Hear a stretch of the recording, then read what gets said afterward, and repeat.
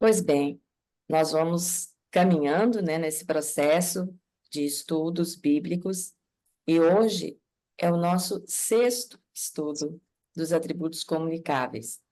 Nós já tivemos uma pequena introdução, perdão, sexto não, quinto. Nós tivemos uma pequena introdução para lembrarmos o que eram atributos incomunicáveis e o que são atributos comunicáveis. Nós vimos que os incomunicáveis são aqueles que são apenas do Senhor, exclusivos do Senhor, e não são comunicados, compartilhados conosco. E os comunicáveis são aqueles que também pertencem ao Senhor, dizem respeito à essência dele, mas que ele compartilha conosco. E nós já vimos no estudo 2 que Deus é totalmente santo, mas ele diz: sede santos, porque eu sou santo. Então, porque ele é santo, ele derrama sobre mim a capacitação para que eu também seja santificada, para que eu também seja santa. Nós vimos que Deus é totalmente amoroso, e um amor infinito, um amor insondável, um amor imensurável, amor que foi capaz de enviar o seu filho para morrer por mim e por cada uma de vocês. Vimos também que Deus é totalmente bondoso. A bondade do Senhor é perfeita, a bondade do Senhor, ela é caracterizada por todos os outros atributos, né? É infinita, é uma bondade que nós jamais conseguiríamos refletir de maneira perfeita como ele é, mas que nós conseguimos exercitar porque ele é bom conosco e através do que ele faz no nosso coração, nós também podemos exercitar a bondade para com o nosso próximo. E hoje nós vamos ver o atributo justo. Lá em Salmos 119, 137 diz assim: Justo és, Senhor, e retos os teus juízos. Lembra que a gente já estudou a função da repetição na palavra de Deus. E aqui o Salmo diz que o Senhor é justo e diz que os juízos dele, os julgamentos dele são retos. Salmo 119, 142 diz: a tua justiça é justiça eterna e a tua lei é a própria verdade. Vejam, um atributo comunicável perspassado por um atributo que nós já conhecemos, que é eterna. Nós vimos que Deus é eterno, né? Ele vive para sempre, ele era, é e sempre será. E aqui, a palavra de Deus está dizendo que a justiça dele também é eterna. Daqui a pouco nós vamos ver que a justiça dele também é santa. Então, quando nós vamos estudando os atributos, nós vamos percebendo que eles se entrelaçam. Então, a justiça de Deus, o tema justiça, né, eu tinha falado antes de começar a gravação, é um tema muito caro para mim, porque como acredito que a maioria de vocês saiba, é a minha área, né? Eu trabalho na justiça. Só que nós conhecemos no meu trabalho uma justiça imperfeita, uma justiça limitada. Por mais que eu me esforce como juíza para entregar uma prestação jurisdicional justa, eu jamais vou conseguir. Além de limitada, eu tenho parâmetros limitados. Tá? Eu lido com testemunhas que são limitadas, eu lido com advogados que são limitados, eu lido com provas que são limitadas. Essa é a nossa realidade. Mas nós temos um Deus que é justo, totalmente justo, com perfeição. E o que é essa justiça de Deus? Nós já vimos que Deus é santo, é amoroso, é bondoso, mas ele também é justo. Lembram que nós já vimos isso. Um atributo não exclui o outro. E é esse é o esplendor da essência de Deus. Ele consegue reunir em si atributos que aparentemente parecem contraditórios, como ser justo e ser bom. E nós vamos ver ao longo do estudo que não há nenhuma contraditoriedade nisso.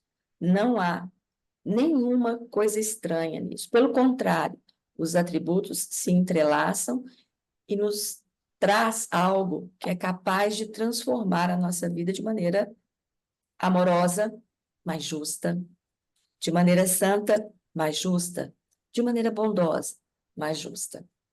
Então, a justiça de Deus, ela é entendida como a reação de Deus ao pecado. Por quê? Porque ele tem uma natureza santa, e nós vimos no estudo, em estudos anteriores, que essa natureza santa do Senhor, ela repele qualquer pecado, qualquer corrupção. Nós temos visto que o Senhor, ele é luz, né? Não há nenhuma variação, nenhuma sombra de variação nele. Então, essa justiça de Deus, ela é a reação dele ao pecado. E ela se manifesta agora e vai se manifestar no presente e no futuro também. Essa manifestação no futuro demandaria um outro estudo. Então, hoje, nós vamos nos limitar ao que esse louvor que nós escutamos apresentou. Lembram o que ele diz? Nós somos justificados através de Jesus Cristo. E quando nós somos justificados através de Jesus Cristo, e daqui a pouco nós vamos ver a natureza dessa justificação, quando nós somos justificados através disso, nada mais nos condena. As Escrituras, elas declaram que essa justiça de Deus, ela deve ser exaltada e não repelida. Todas vocês devem saber que a justiça humana, ela é representada, e aqui nós temos várias pessoas que trabalham na justiça, ela é representada por uma estátua de mulher com os olhos vendados e com uma balança na mão. Ela representa a justiça humana, né? Mas a justiça de Deus não é uma justiça de olhos vendados. Deus tem uma visão perfeita, né? Especialmente na perspectiva de outros atributos que nós já estudamos. Lembram que nós estudamos a onisciência e a onipresença? Então, nessa perspectiva da onisciência e na onipresença, eu concluo que Deus tem uma visão perfeita, né? Então, a visão dele não é essa visão cega dessa estátua que representa a justiça humana. Que, como eu disse para vocês, por mais que eu tente ser uma juíza justa, eu sempre vou ter limitação em todas as coisas ao meu redor e na minha própria pessoa. Mas eu tenho um Deus que é justo, que tem uma visão perfeita, uma perspectiva perfeita, porque ele é onipresente e ele é onisciente, ou seja, ele tem o conhecimento de todas as coisas, onisciente. Ele é onipresente, está presente em todos os lugares, em todas as eras, em todo o tempo. Então, ele tem o conhecimento de todos os nossos atos, de todos os nossos pensamentos, de todas as nossas motivações. Então, por mais que a gente queira manipular esse juiz justo, nós não vamos conseguir, como às vezes as pessoas conseguem, né, manipular a verdade numa audiência, numa produção de provas, porque nós estamos lidando não com um juiz humano que tem uma capacidade limitada de discernir a mentira. Nós estamos lidando com um Deus todo-poderoso, que é onisciente e onipresente. O juiz humano, além dele não ter essa capacidade limitada de discernir sobre verdade e mentira, ele depende de testemunhas, que também têm uma capacidade limitada de relembrar e reproduzir os fatos. Eu me lembro que, num curso da magistratura, nós fizemos uma experiência de passar o mesmo vídeo a respeito de um acidente, um evento. Todas as pessoas que serviriam de testemunhas assistiram o mesmo vídeo. E depois, essas pessoas que seriam as testemunhas, cada uma delas teve a oportunidade de reproduzir aqueles fatos. E pasmem, cada uma contou o fato de uma forma diferente, mesmo tendo assistido todas o mesmo filme, com a mesma duração. Por quê? Porque nós temos uma capacidade de percepção limitada, né? E às vezes essa nossa capacidade limitada, além da própria limitação, ela é contaminada. Às vezes eu não estou num dia bom, às vezes eu estou num dia distraída, né? Além de tudo isso, nós temos a inclinação nossa, natural, que é pecaminosa, que é tendenciosa, que é inclinada naturalmente para o mal. Não podemos nos esquecer que Jesus foi condenado por um tribunal humano e foi para a morte, morte de cruz. É óbvio que ali estava se cumprindo um plano perfeito do Senhor. Mas aqueles homens que o condenaram à morte de cruz não tinham essa percepção. Eles condenaram, né? Baseado em que provas? Um homem que caminhou entre nós, só fez o bem, só falou sobre a palavra, só ensinou e foi condenado numa morte de cruz. Então, Deus é um juiz perfeito. Ele tem atributos perfeitos. Ele é a nossa testemunha perfeita.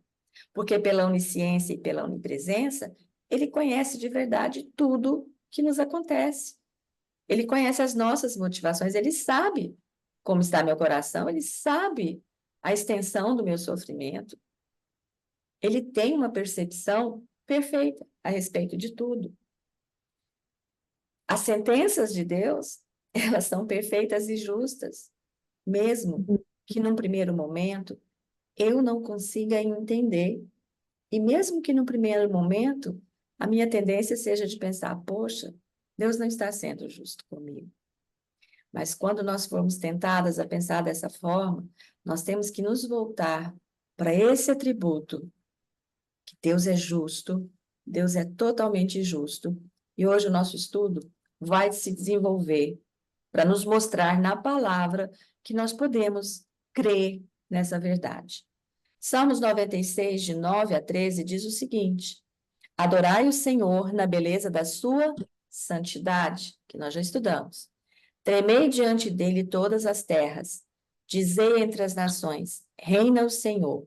Ele firmou o mundo para que não se abale e julga os povos com equidade.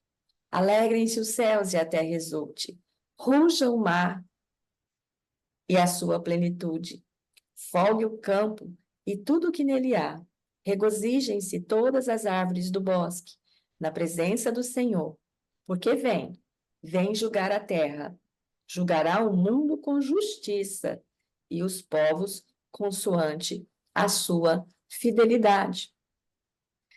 Qual é a base da autoridade de Deus para que a palavra dele diga que ele vai julgar o mundo com justiça? Isso deve ser motivo de muita segurança para nós, porque um dos receios que nós temos em relação à justiça humana é de que ela não julgue as causas, as demandas com justiça.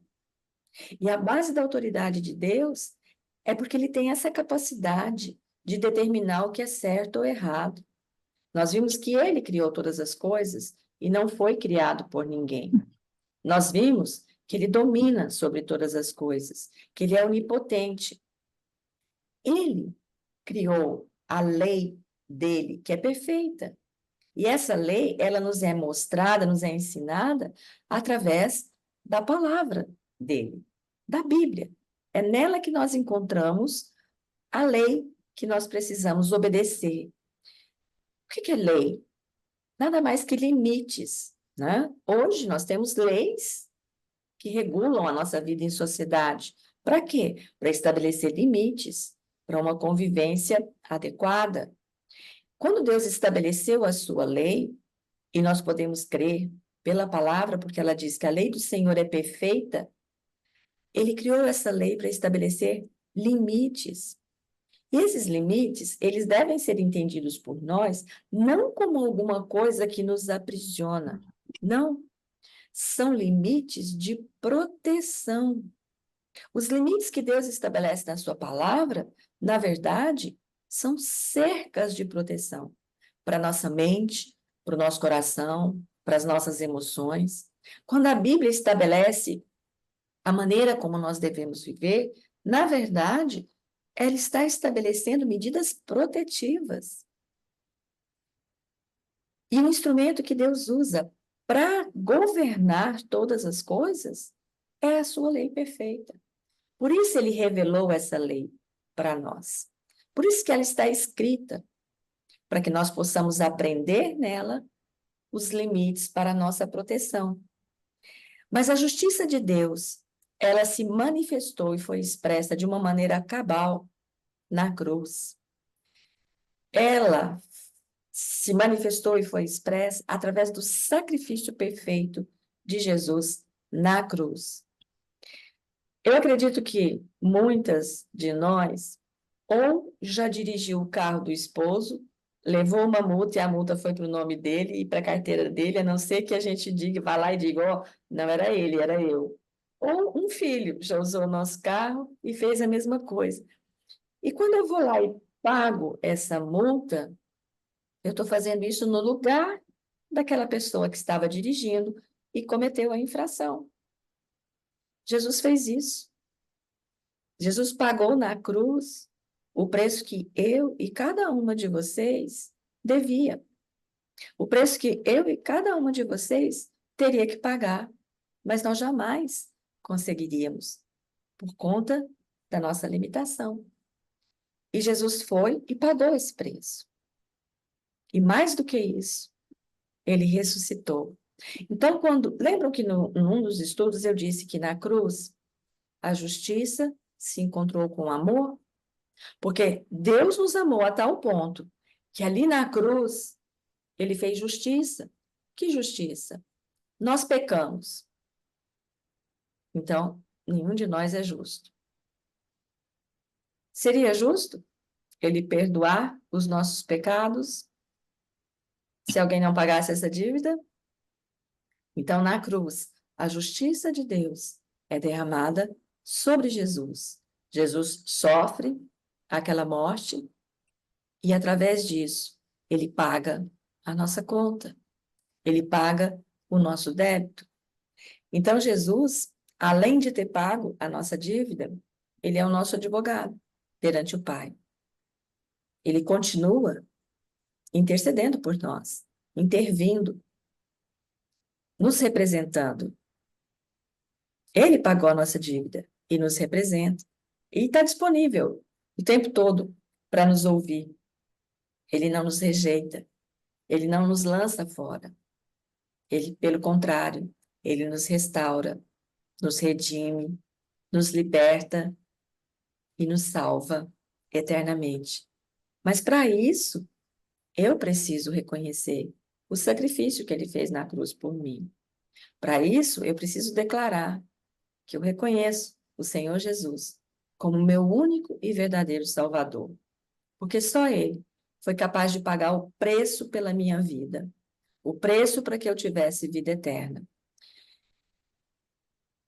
Nós vimos então que Deus é justo. Nós vimos o que é a justiça de Deus. Qual é a ação da justiça de Deus em nós? Romanos 3,10 diz, como está escrito, não há um justo, nenhum sequer. Vejam, novamente uma repetição. Bastaria dizer, não há justo. Já está dizendo que não tem nenhum, mas a Bíblia diz, nenhum sequer, para deixar bem claro que eu e vocês, e qualquer um, não é justo. Nós somos justificados. Nós somos tornadas justas através do sacrifício de Jesus. Porque a nossa inclinação é sempre para o mal, para a injustiça. O nosso coração, ele é naturalmente corrupto, injusto. Nós estamos muito aquém da lei do Senhor, muito aquém de cumpri-la integralmente, embora o nosso alvo seja buscar obedecer à lei do Senhor. Mas nós nunca podemos perder de perspectiva que nós só somos justificados pelo sangue de Jesus. Nós somos justificados para as boas obras, e não pelas boas obras. É uma diferença que parece sutil, mas ela é abissal. Então, nós somos justificados diante de Deus só através de Cristo, porque Ele carregou sobre Ele a minha culpa, pela minha rebeldia. Então, nós devemos agir de maneira justa e só conseguimos isso através da capacitação do Senhor para glorificá-lo através das nossas vidas. E é a presença do Espírito Santo que vai nos constranger à obediência e, através da obediência, exercer a justiça e agir com retidão. Tito 2, de 11 a 14, diz o seguinte: porquanto a graça de Deus se manifestou salvadora a todos os homens, educando-nos para que, renegadas a impiedade e as paixões mundanas, vivamos no presente século sensata, justa e piedosamente, aguardando a bendita esperança e a manifestação da glória do nosso grande Deus e Salvador Cristo Jesus, o qual a si mesmo se deu por nós, a fim de remir-nos de toda iniquidade e purificar para si mesmo um povo exclusivamente seu, zeloso de boas obras. Vejam que antes de falar nas boas obras, ele fala que a graça de Deus se manifestou salvadora, para que nós vivamos de maneira justa. Romanos 6, de 17 a 19, diz o seguinte: mas graças a Deus, porque outrora, escravos do pecado, contudo, viestes a obedecer de coração à forma de doutrina a que fostes entregue, e uma vez libertados do pecado, fostes feitos servos da justiça. Falo como homem, por causa da fraqueza da vossa carne. Assim como oferecestes os vossos membros para a escravidão da impureza e da maldade para a maldade, assim oferecei agora os vossos membros para servirem à justiça para a santificação. Percebem qual é o objetivo? A nossa santificação. Porque quando éreis escravos do pecado, estáveis isentos em relação à justiça. Naquele tempo, que resultado colhestes? Somente as coisas de que agora vos envergonhais, porque o fim delas é a morte. Agora, porém, libertados do pecado, transformados em servos de Deus, tendes o vosso fruto para a santificação e, por fim, a vida eterna. Então, a Bíblia nos lembra que se nós confessarmos os nossos pecados, Ele é fiel e justo para nos perdoar os pecados e nos purificar de toda injustiça. Então, se nós queremos ser justas, viver em justiça, praticar a justiça, nós precisamos confessar os nossos pecados ao Senhor, para que através da justificação do sangue de Jesus, nós sejamos tornadas justas, justificadas. 1 João 1, de 5 a 9, diz: ora, a mensagem que da parte dele temos ouvido e vos anunciamos é esta, que Deus é luz e não há nele treva nenhuma. Se dissermos que mantemos comunhão com ele e andarmos nas trevas, mentimos e não praticamos a verdade. Se, porém, andarmos na luz, como ele está na luz, mantemos comunhão uns com os outros, e o sangue de Jesus, seu Filho, nos purifica de todo pecado. Se dissermos que não temos pecado nenhum, a nós mesmos nos enganamos, e a verdade não está em nós. Se confessarmos os nossos pecados, ele é fiel e justo para nos perdoar os pecados e nos purificar de toda injustiça. E nós somos experts em desculpas e autojustificativas. Nós somos rápidas para fazer isso. Sempre que nós somos confrontadas com o pecado, a nossa primeira reação, via de regra, é uma desculpa ou uma autojustificação. Não, eu fiz isso porque a pessoa agiu assim, então eu reagi desta forma. Isso nada mais é do que uma autojustificativa. Eu estou tentando justificar algo errado que eu fiz com base na ação da outra pessoa.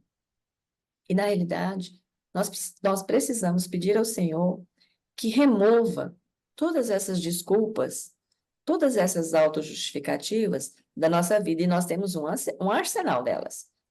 Rapidamente a gente pensa numa desculpa ou numa autojustificativa para tentar justificar algo que nós fazemos. E nós precisamos viver refletindo a justiça de Deus. A gente volta lá no primeiro estudo da primeira fase. Nós fomos criadas para refletir a imagem, para refletir a glória de Deus em tudo que nós fazemos. Nós vamos falhar? Às vezes vamos. Nós temos uma natureza que é inclinada para o mal, mas a nossa busca deve ser do alvo, de atingir o alvo. A nossa busca, que é o nosso processo de santificação, ela tem sempre um alvo lá na frente. E é este alvo que eu tenho que buscar. Então, a minha obediência e o meu temor a Deus é uma das formas de eu refletir a justiça de Deus na minha vida. Eu fui justificada. A minha conta foi paga através do sangue de Jesus. Eu fui amada a tal ponto que ele deu seu filho. Então, só me resta obedecer. Eu preciso temer a esse Senhor. Eu preciso observar a palavra dele.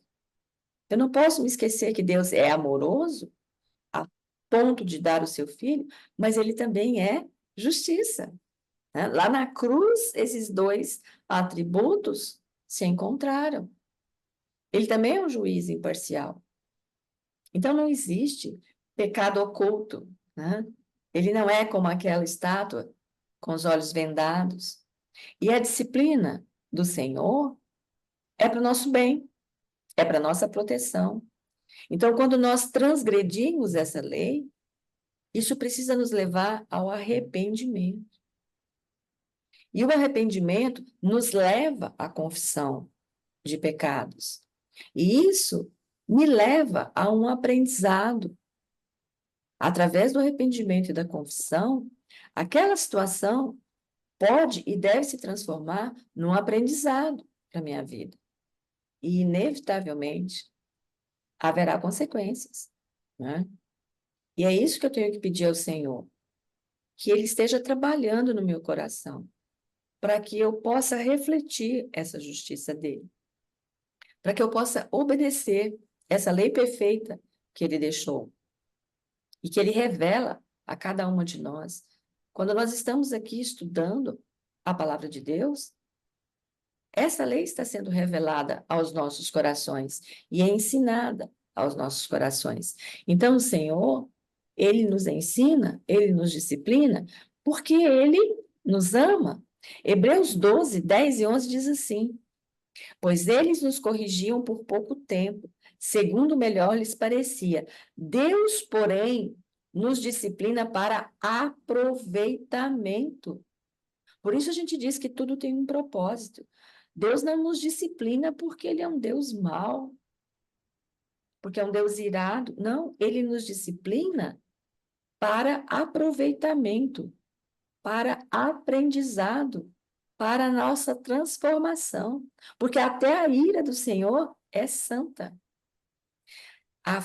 Olha o que ele diz, porém, Deus, porém, nos disciplina para aproveitamento, a fim de sermos participantes da sua santidade. Então, a disciplina nos levando a participar da santidade. Toda disciplina com efeito no momento não parece motivo de alegria, mas de tristeza. Ao depois, entretanto, produz fruto pacífico aos que têm sido por ela exercitados. E que fruto é esse que a palavra de Deus diz? Fruto de justiça. Então, vejam que parece um paradoxo, né? Uma disciplina provoca dor? Provoca sofrimento? Provoca, mas é para aproveitamento, é para ensino, para aprendizado, para produzir o quê? Fruto de justiça, para que nós sejamos participantes da santidade do Senhor. A palavra não diz sede santos, porque eu sou santo. Então, um coração quebrantado, contrito, uma vida de obediência, uma vida de adoração, nos leva a reconhecer que a disciplina de Deus é amorosa e a ira de Deus é justa. Isso é um desafio para a nossa fé, e um desafio grande. Para podermos compreender isso, nós precisamos mergulhar na palavra de Deus. Na nossa vida secular, nós achamos que para atingir posições mais elevadas a gente tem que ir para cima, né? Na nossa vida relacional com Deus, nós temos que fazer o contrário. Nós temos que ir mergulhando cada vez mais profundo no estudo da palavra de Deus, cada vez mais profundo na intimidade com esse Deus. Tem que haver um arrependimento genuíno, entendendo que a ira de Deus é justa. E às vezes nós preferimos importar os modelos de negação que o mundo oferece e o modelo de minimização de pecados. Ah, que isso? Não é bem assim, né?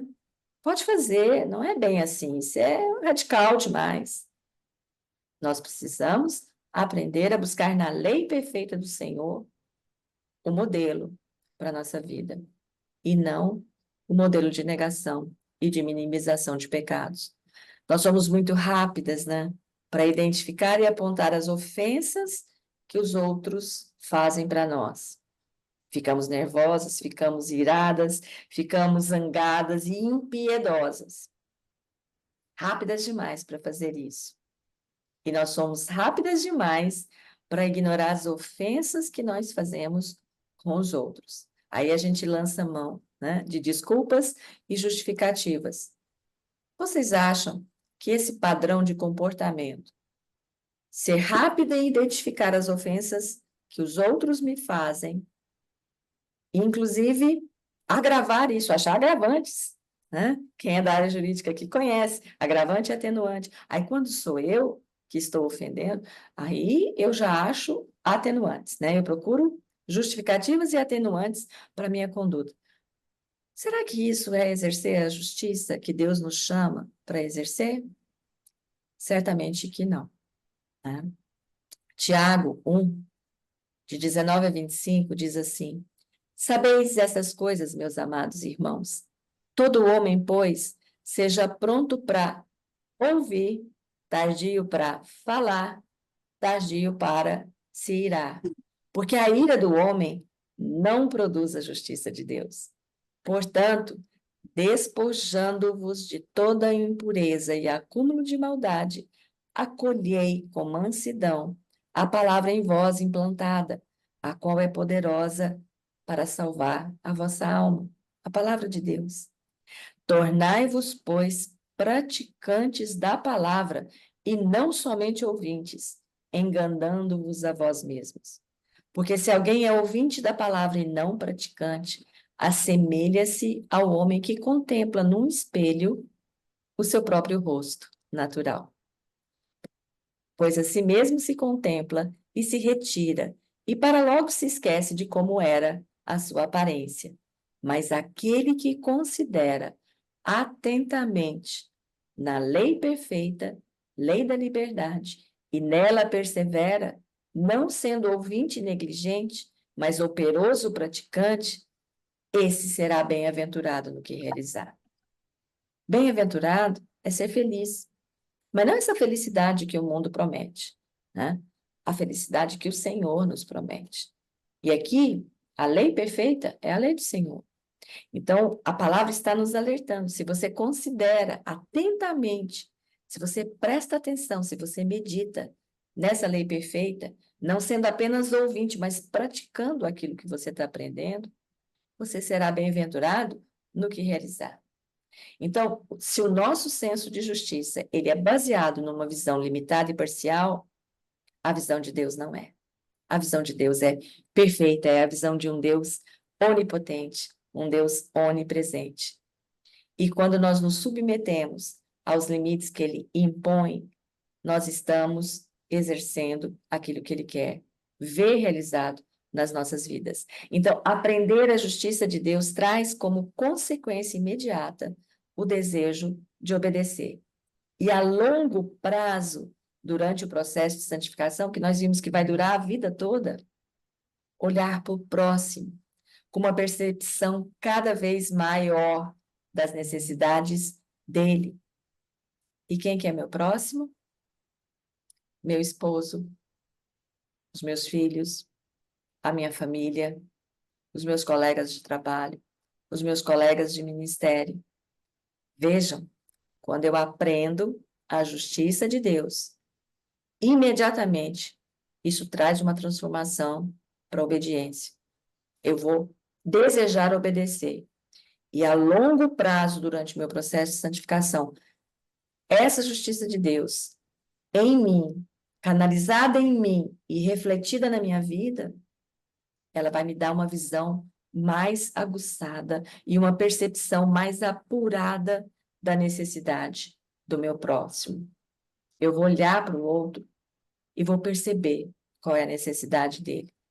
E Salmo 68:5 diz que Deus é pai dos órfãos e juiz das viúvas. É Deus em sua santa morada. Então, nós temos que refletir essa justiça dele nas esferas de influência que ele nos dá, que ele nos coloca.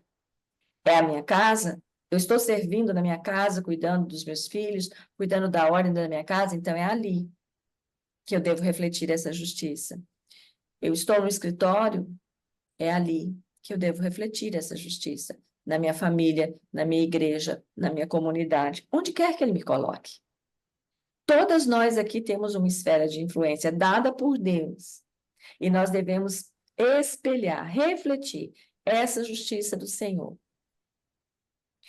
Deuteronômio 10:17-19 diz: Pois o Senhor, vosso Deus, é o Deus dos deuses e o Senhor dos senhores, o Deus grande, poderoso e temível, que não faz acepção de pessoas, nem aceita suborno, que faz justiça ao órfão e à viúva, e ama o estrangeiro, dando-lhe pão e vestes. Amai, pois, o estrangeiro, porque fostes estrangeiro na terra do Egito. E nós somos estrangeiros aqui, nós somos peregrinos. E quando Jesus é instado a perguntar, quando ele é perguntado, né, Senhor, quando foi que nós te vimos com fome e te demos de comer, ou com sede e te demos de beber? E ele responde: Em verdade, vos afirmo que sempre que o fizestes a um desses meus pequeninos irmãos, a mim o fizestes. Olha o exemplo que Jesus está nos dando. Que quando nós exercemos a nossa justiça, a justiça do Senhor, perdão, nas esferas em que nós estamos, e isso de maneira prática, inclusive estendendo aquilo que nós temos a quem tem menos, nós estamos fazendo como se fosse para o próprio Jesus. É Ele quem diz na sua palavra. Não sou eu que estou dizendo. Está lá em Mateus 25, de 35 a 40. Porque ele fala, porque eu tive fome e me deste de comer. Eu tive sede e me deste de beber. Era forasteiro e me hospedaste. E quando ele é instado pelos discípulos, ele fala, vocês fizeram isso cada vez que vocês fizeram para um dos pequeninos. As pessoas vulneráveis, as viúvas, os órfãos, os necessitados. Quando nós estendemos a justiça de Deus para essas pessoas, nós estamos refletindo a glória de Deus. Então, nós vamos fazer a mesma pergunta agora, no encerramento do nosso estudo. A pergunta que nós temos feito durante todos os estudos. Olhando para a justiça de Deus, qual é a vontade de Deus para a sua vida, para a minha vida? E a palavra, a lei perfeita, responde em Miqueias 6:8. Ele te declarou, ó homem, o que é bom e que é que o Senhor pede para ti. Escutem a resposta.